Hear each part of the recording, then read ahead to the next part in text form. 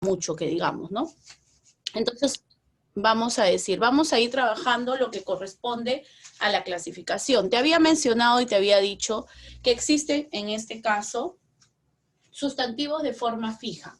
¿Qué significa sustantivos de forma fija? Que yo no puedo separar el género de estos sustantivos. O bien son femeninos o bien son masculinos. Y yo no puedo encontrar de alguna u otra forma el contrario a este sustantivo. Por ejemplo, vamos a decir, yo tengo la palabra caparazón.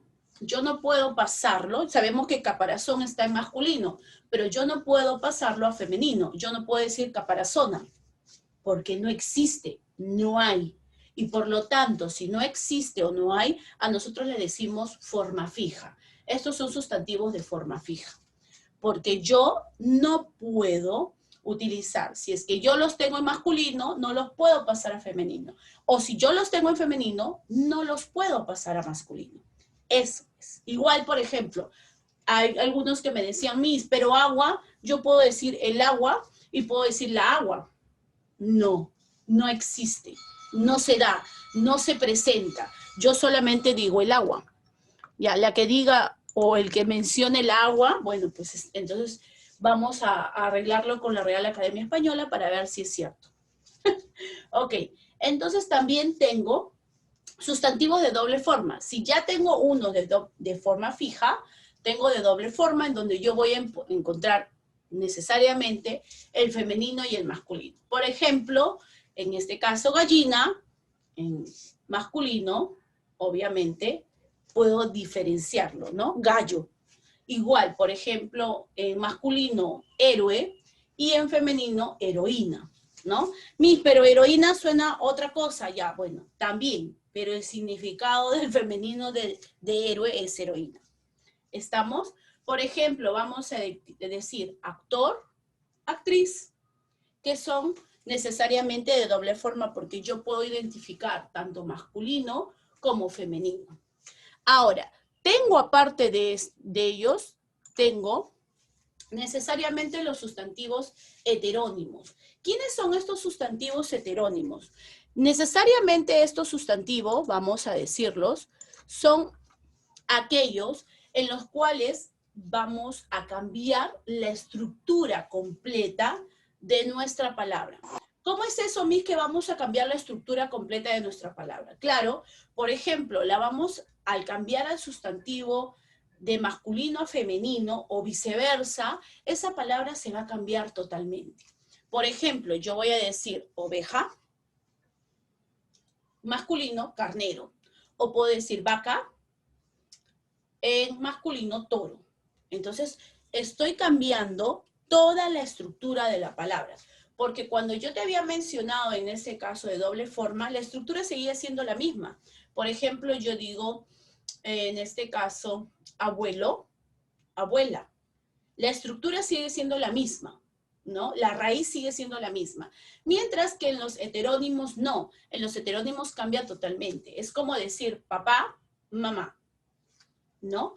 Yo necesariamente cambio toda la estructura, toda la raíz que tiene dicha palabra. Ahora, también tengo sustantivos comunes a dos.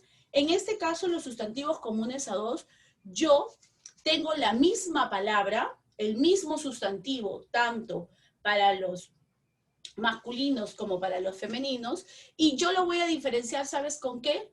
Con el exacto, con el artículo que yo voy a mencionar. Por ejemplo, yo digo el periodista, y si me refiero a mujer, femenino, la periodista. Este artículo va a hacer que modifique mi sustantivo. El género del sustantivo, sí, va a hacer que modifique el género del sustantivo. Por eso digo que es común a dos, porque necesariamente el que varía y el que cambia en este caso es el artículo, mas no cambia el mismo sustantivo. El mismo sustantivo sigue siendo el mismo. Por ejemplo, cuando yo digo adolescente, ya yo no voy a decir adolescenta, ¿no? Entonces yo digo el adolescente, la adolescente. Y ahí estoy diferenciando exactamente, vamos a decir, el género masculino y femenino a través del artículo. Ahora, en este caso tengo los sustantivos epicénicos. ¿Quiénes son ellos?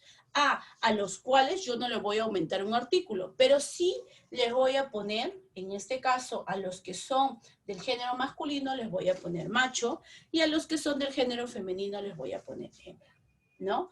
Por ejemplo, hay algunos que le dicen el colibrí macho y el otro el colibrí hembra. Entonces, pero tiene el artículo, claro, pero el artículo es igual para los dos.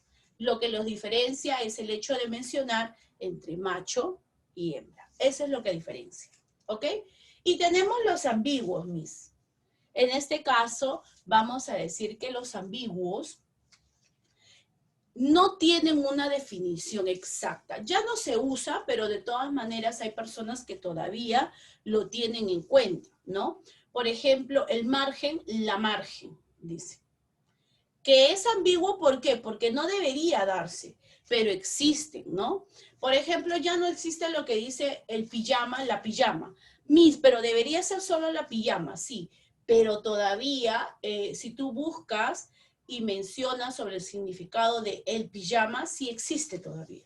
Entonces, ¿por qué son ambiguos? Porque no tienen relación, porque no tienen un significado específico, pero sin embargo, sí se presenta, sí se da. A eso nos referimos con sustantivos ambiguos. ¿Ok? Listo. Entonces, yo ya tengo una clasificación de todos los sustantivos que hemos trabajado. Ahora, aparte de eso, yo puedo decir y yo puedo comentar que existen clasificaciones como sustantivos propios, que yo les puedo dar un nombre específico, ¿no? Puedo nombrarles, como yo había dicho, puedo nombrar animales.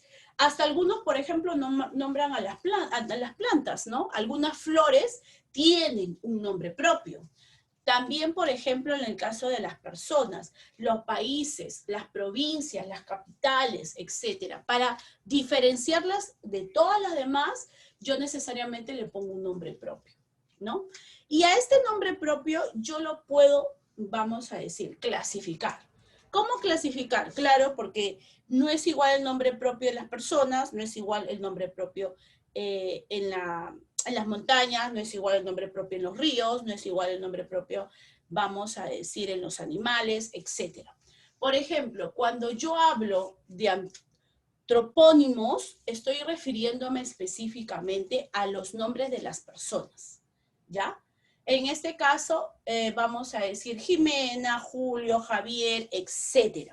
Ahora, cuando yo hablo de topónimos, me refiero a los nombres de, en este caso, de lugares geográficos, como por ejemplo pueden ser países, capitales, hasta aquí podemos diferenciar algunos que tenemos, ¿no? Entonces, por ejemplo, puedo decir Perú, Chile, Colombia, Ecuador, etc. Guayaquil, etcétera. Todos los que yo pueda diferenciar. Ahora, no solamente vamos a decir de países, yo puedo decir de capitales de acá, de provincias, etcétera. Ahora, en el caso de los sustantivos comunes, yo puedo tener sustantivos comunes que pueden, de alguna u otra manera, nombrar a los objetos también. Por ejemplo, mesa, sofá, silla, etcétera. Y estos sustantivos comunes también los podemos relacionar en individuales y colectivos, que también es otra clasificación, pero está dentro de los sustantivos comunes, individuales, donde corresponde solo un sustantivo, y colectivos es el conjunto de ese sustantivo individual. Pero, ¿quiere decir que yo puedo decir plural? No.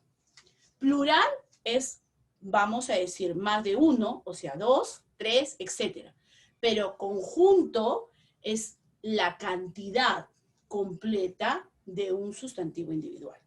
¿Ok? Entonces, no confundir colectivo con plural, que es totalmente diferente. Sustantivos concretos son aquellos que yo puedo tocar, que puedo observar, que puedo ver, que puedo palpar, etc. Material, algo material que yo pueda visualizar. Por ahí una vez me preguntaban, ¿el corazón será un sustantivo concreto? Sí, el corazón es un sustantivo concreto.